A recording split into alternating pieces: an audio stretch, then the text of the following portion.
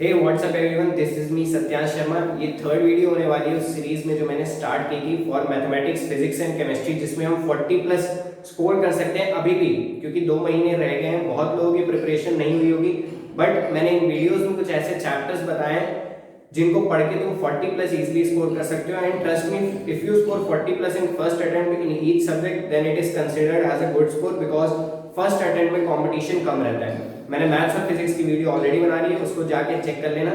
इस वीडियो में बात करेंगे हम केमिस्ट्री की। So without wasting any time, let's start the video. Must do chapters for chemistry JEE Mains 2022 के लिए इनऑर्गेनिक, फिजिकल और ऑर्गेनिक 3 पार्ट्स में मैंने डिवाइड कर रखे हैं। और जब मैं एक्सप्लेन करूंगा देन यू विल सी कि मैंने कोई भी इसमें टफ चैप्टर नहीं एक्सप्लेन किया है। पहला हमारा इनऑर्गेनिक केमिस्ट्री में ब्लॉक केमिस्ट्री। कुछ लोगों को इसमें प्रॉब्लम आ सकती है, काफी ज्यादा याद करना पड़ता है इसमें। स्पेशली मैंने यहाँ स्टार बना रखा है, जहां जहां मैंने स्टार बनाया है these are the must do chapter. इनको तो बिल्कुल भी नहीं छोड़ना है, इनको करने के बाद ही जो बचे हुए चैप्टर्स हैं उनको करना है। तो स्टार बनाया है मैंने पी ब्लॉक पे और स्टार बनाया है डी ब्लॉक पे। उसमें भी पी के क्वेश्चन ज्यादा आते हैं। डी में हमें इलेक्ट्रॉनिक कॉन्फ़िगरेशन अगर याद है तो उससे काम बन जाएगा, ज्यादा प्रॉपर्टीज नहीं आती। बट पी ब्लॉक बहुत इंपॉर्टेंट है, इसमें टाइम लग सकता है। पी ब्लॉक में स्पेशली 5 से 6 दिन लग सकते हैं तुम्हें याद करने में, but it will be worth an investment. Second हमारा मेटलर्जी चैप्टर। मेटलर्जी से भी क्वेश्चन आते हैं, फिक्स रहता है, एक क्वेश्चन तो फिक्स रहता है। मैच द फॉलोइंग में इसके चांसेस है पूछा जा सकता है। ओर्स दे दिए जाएंगे and you will be asked to find the elements which are present in that particular ore. Third hydrogen. Hydrogen में थ्योरेटिकल ज्यादा है, और जो हमारा जब परमानेंट हार्डनेस रिमूवल वाला जो पार्ट है वो इंपॉर्टेंट है हाइड्रोजन में। फिर फोर्थ हमारा environmental chemistry, you all know it is very important. JEE Mains exclusive topics में से एक है ये, और बहुत इजी चैप्टर है। एक दिन में क्या आई वुड से कि 3 to 4 आवर्स में ये चैप्टर इजीली कवर हो जाएगा along with solving PYQs. Fifth is quantitative analysis. मैंने यहाँ पे क्वालिटेटिव एनालिसिस नहीं इंक्लूड किया है because qualitative analysis is more important for JEE advance. For JEE means quantitative analysis is more important. If you analyze the previous year, then you will see there are questions from Dumas method, Geldof method. From these two methods, question were even asked in my JEE means 2021 attempt. So I recommend you to learn at least these two methods. इसके अलावा और भी method हमारी book में mention किए हुए हैं phosphorus के लिए, एंड केवीएस मेथड मेंशन किया हुआ है जो हैलोजेंस के लिए किया जाता है, तो उसको भी याद कर लेना। बात करें यहाँ पे फिजिकल केमिस्ट्री, तो फिजिकल केमिस्ट्री फर्स्ट चैप्टर है सरफेस केमिस्ट्री। सरफेस केमिस्ट्री में कोई कैलकुलेशन नहीं होता। आई डोंट नो इन्होंने फिजिकल केमिस्ट्री में इसको क्यों इंक्लूड किया है। एक आधी क्वेश्चन होते हैं एनएमएसटी में तुमको मिल जाएंगे, but otherwise it is a more like a theoretical chapter. So inorganic chemistry के साथ ही इस चैप्टर को कवर करोगे तो तुम्हें इजी रहेगा कवर करना। Second solution. Solution is a very easy chapter if you know the formulas. मॉन्ट of factor कैसे निकालते हैं, डिसोसिएशन, एसोसिएशन, दोनों कंडीशन पता है, you all know the 4 formulas, तो ये सॉल्यूशन वाला चैप्टर हो जाएगा। इसके अलावा एजियोट्रॉपिक मिक्सचर के ग्राफ्स कैसे बनते हैं वो एक बार देख लेना, क्या क्या उसके एग्जांपल्स हो सकते हैं, ये चैप्टर खत्म हो जाएगा। थर्ड हमारा एटॉमिक स्ट्रक्चर, बहुत इजी चैप्टर है अगर किसी ने मॉडर्न फिजिक्स अच्छे से कवर कर रखी है। Most of the part cover है इसमें, बस इलेक्ट्रॉनिक कॉन्फ़िगरेशन एक अलग पोर्शन रहता है जो इसमें कवर कर सकते हैं हम लोग। फोर्थ इज हमारा मोल कॉन्सेप्ट। अब मोल कॉन्सेप्ट में क्वेश्चंस की कोई लिमिट नहीं है। Mole concept is a very extensive chapter, and if you know the basics of this chapter then I would say you should move on to next chapters, because basics के अलावा इसमें कुछ नहीं काम आने वाला है। मोल्स का रिलेशन क्या होता है, लिमिटिंग रिएजेंट कैसे फाइंड आउट करते हैं, इसको ऑर्गेनिक केमिस्ट्री से भी रिलेट किया जा सकता है। So you should know the hydrocarbons general reaction with oxygen X और वाई फॉर्म में। Fifth is solid state. Solid state is a very easy chapter. बस इस चैप्टर में प्रॉब्लम हमें क्या आती है, we are more inclined towards solving questions. Theories की ज्यादा इंपॉर्टेंट है मेरे अकॉर्डिंग, बिकॉज थ्योरी पूछी जाएगी, जितने डिफेक्ट्स होते हैं वो अच्छे से तुम्हें याद होने चाहिए। इसके न्यूमेरिकल्स जेईई मेंस में कम चांस है, एडवांस में ज्यादा चांस है, तो फिलहाल थ्योरी पोर्शन पे ध्यान दो।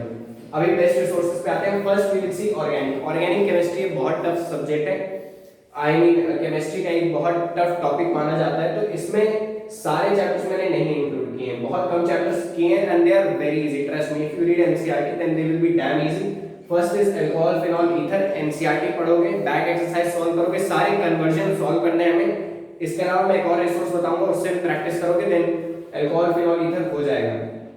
Second biomolecules. अब बायोमोलिक्यूल्स का एक मेरे को मैसेज आया था कि ये याद करने में थोड़ा मुश्किल है, तो कुछ ट्रिक्स होती हैं जिससे प्रोटीन्स याद कर सकते हो। वैसे प्रोटीन्स याद करने की बहुत ज्यादा जरूरत नहीं, बट एक रफ आइडिया ले सकते हैं कि स्ट्रक्चर दिखता कैसे है, ठीक है, ताकि अगर ऑड वन आउट में आए क्वेश्चन कि ऐसा कौन सा स्ट्रक्चर नहीं है तो वो तुम आइडेंटिफाई कर सको इजीली। और फिर essential non essential amino acids की भी नॉलेज होनी चाहिए। Third is polymers. Polymers is included with biomolecules. इसके साथ ही पॉलीमर्स आ जाता है, biomolecules, polymer chemistry, everyday life. ये तीनों चैप्टर एक सीक्वेंस में दिया और तीनों ही चैप्टर हमें पढ़ के जाने हैं। तीनों में से कोई सा भी चैप्टर हमें नहीं छोड़ना। मैंने यहाँ स्टार मार्क भी लगा रखा है। याद करने में टाइम लगेगा इनको, बट तुम्हारे एक एक नंबर, चार चार नंबर ये इंक्रीज कर देंगे आराम से। 1 2 3 12 नंबर ऐसे इंक्रीज हो जाएंगे। कभी कभी बायोमोलिक्यूल से दो क्वेश्चन भी आते हैं तो 16 नंबर इंक्रीज हो जाएंगे। So that is very much, उससे काफी ज्यादा रैंक में शिफ्ट हो सकता है।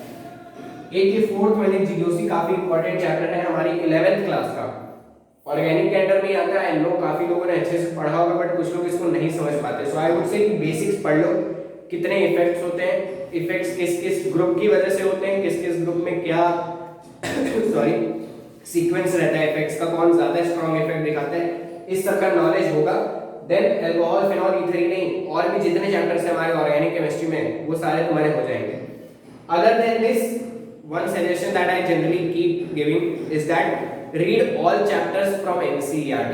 हर एक चैप्टर की बेसिक तुम्हें आनी चाहिए NCERT से, बिकॉज हर शिफ्ट में इतनी ज्यादा शिफ्ट हो गई हैं, अब 4-4 5-5 शिफ्ट होती हैं, तो उसमें चांस रहता है कि सारे चैप्टर्स को they would cover up and basic question भी देते हैं वो उस चैप्टर के। तो अगर तुमने बेसिक्स पढ़ रखी है NCERT की तो फॉर्मूला बेस्ड क्वेश्चंस भी हो जाएंगे। अब you would see I have not included the tough chapters, for example carboxylic acid, right. अच्छा, यहाँ अल्कोहल, फिनॉल, ईथर के साथ मैं एक और चैप्टर जोड़ सकता हूँ जो काफी ज्यादा इंपॉर्टेंट है। मैं यहाँ भूल गया हूँ जोड़ने, यहाँ लिख सकते हैं अमोनिया वाला जो चैप्टर होता है हमारा लास्ट में, अमीन्स जिसे कह सकते हैं। इसमें जो एजोडाई इफेक्ट रहता है, सॉरी कपलिंग रिएक्शंस जो रहती है हमारी एजोडाई वाली, राइट, फिनॉल और उसकी I think para amino acid, मुझे सही से याद नहीं है, बट फिनॉल के साथ जो भी रिएक्शन आती है जिसमें कलर आता है, बीटा नैप्थोल वगैरह, वो जरूर देख लेना। उसका एक क्वेश्चन फिक्स रहता है। और ट्रस्ट में अगर तुमने एनसीईआरटी में उसके 3 लिखे हुए रिएक्शंस और इसके साथ पीवाईक्यूज कर लिए तो वो रिपीट ही होते हैं क्वेश्चंस, चेंज नहीं होता है उसमें कुछ ज्यादा। कपलिंग का तुम्हें मैकेनिज्म पता होना चाहिए, काफी वीडियोस में तुम्हें मिल जाएगा, या तो वो देख लेना। बात करें, हाँ मैं कह रहा था कि मैंने इसमें कोई भी टफ चैप्टर नहीं इंक्लूड किया। यू कुड सी कि थर्मोडायनामिक्स नहीं इंक्लूडेड है, इक्विलिब्रियम नहीं इंक्लूडेड है। यहाँ पे कुछ लोगों को केमिकल बॉन्डिंग बहुत टफ लगता है, मैंने वो भी नहीं इंक्लूड किया है। दो उसके बेसिक्स आने चाहिए, तभी ब्लॉक केमिस्ट्री में हम प्रोसीड कर पाएंगे। इसके अलावा कार्बोक्सिलिक एसिड, एल्काइल हैलाइड, कोई भी चैप्टर मैंने टफ चैप्टर इंक्लूड ही नहीं किया है। देख सकते हो तुम, सारे इजी चैप्टर्स हैं, आराम से कवर कर सकते हो। इनको कवर करने के बाद तुम अपने स्ट्रॉन्ग चैप्टर्स की तरफ मूव ऑन कर सकते हो। और इतना तो होगा ही तुम्हारा कि ionic equilibrium, thermodynamics, chemical bonding या एल्काइल हैलाइड, इन सब में से कोई तुम्हारा एक स्ट्रॉन्ग चैप्टर होगा जरूर। बात करते हैं यहाँ पे बेस्ट रिसोर्सेज की, तो first best resource is NCERT exemplar.